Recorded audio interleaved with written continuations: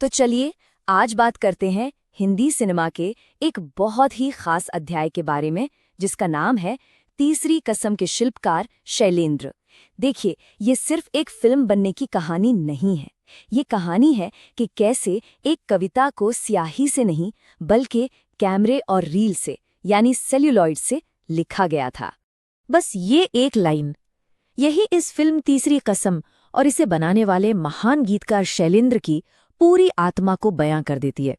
तो चलिए इस असाधारण कहानी में और गहरे उतरते हैं।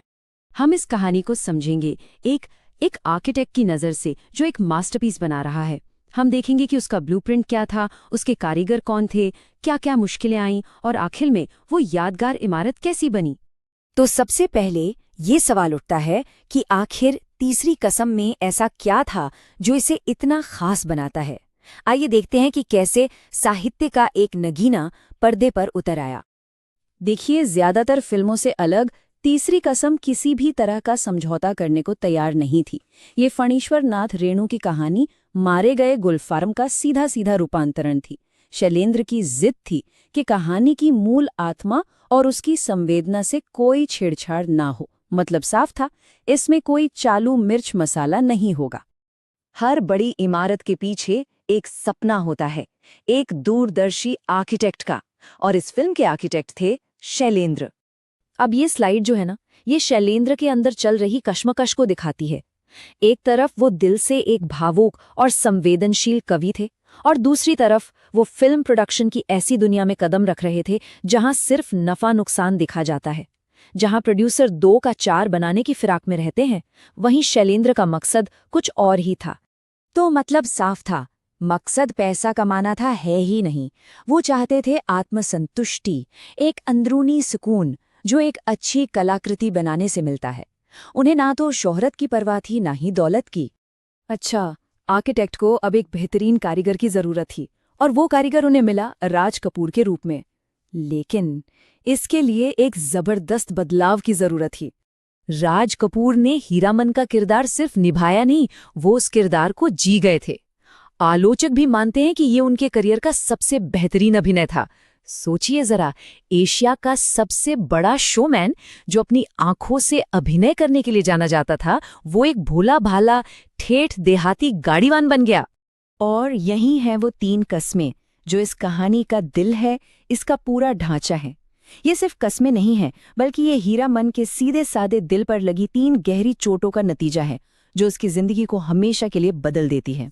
अब फिल्म इंडस्ट्री एक कमर्शियल जगह है, पर यहाँ शैलेंद्र के आदर्शों को एक ऐसी दोस्ती का सहारा मिला जो बहुत ही दुर्लभ है। एक ऐसी दोस्ती जो उसूलों पर बनी थी।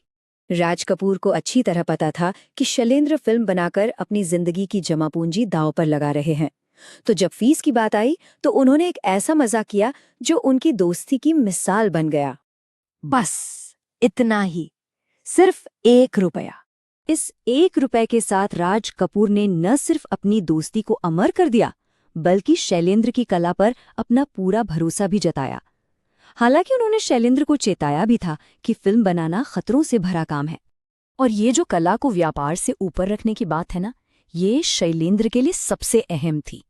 एक बार तो उन्होंने गाने के बोल बदलने से साफ मना कर दिया। लोगों ने कहा, भाई दिशाएं तो 4 होती हैं, 10 दिशाएं कौन समझेगा। पर शैलेंद्र का मानना था कि कलाकार का काम लोगों की समझ को बढ़ाना है, न कि बाजार के हिसाब से चलना। तो फिल्म तो आखिरकार बन गई, एक शाहकार तैयार था, पर शायद दुनिया इस तरह की अनोखी कला के लिए उस वक्त तैयार नहीं थी। हाल ये हुआ कि फिल्म को कोई खरीदने वाला नहीं मिल रहा था। इसकी संवेदनशीलता, इसकी सादगी किसी को समझ नहीं आई, और जब ये रिलीज हुई तो बॉक्स ऑफिस पर बुरी तरह से पिट गई। लेकिन कहानी में एक और मोड़ था। एक तरफ फिल्म फ्लॉप हो रही थी और दूसरी तरफ इसे समीक्षकों ने सर आंखों पर बिठा लिया। इसे भारत का सबसे बड़ा सम्मान, राष्ट्रीय स्वर्ण पदक मिला, और मॉस्को फिल्म फेस्टिवल में भी इसकी खूब तारीफ हुई। और सबसे दुखद विडंबना देखिए, फिल्म की व्यावसायिक नाकामी का सदमा और पैसों का तनाव शैलेंद्र सह नहीं पाए, और ठीक राज कपूर के जन्मदिन वाले दिन 14 दिसंबर 1966 को वो इस दुनिया से चले गए। तो फिर आदर्शों के इस शिल्पकार की कहानी से हमें क्या सबक मिलता है? हम इससे क्या लेकर जा सकते हैं? यही वो मूल संदेश है जिसके लिए शैलेंद्र जिए। उनका मानना था कि कला का काम सिर्फ वो दिखाना नहीं है जो लोग देखना चाहते हैं, बल्कि लोगों की सोच और उनकी पसंद को बेहतर बनाना है, उन्हें कुछ गहरा और सार्थक देना है।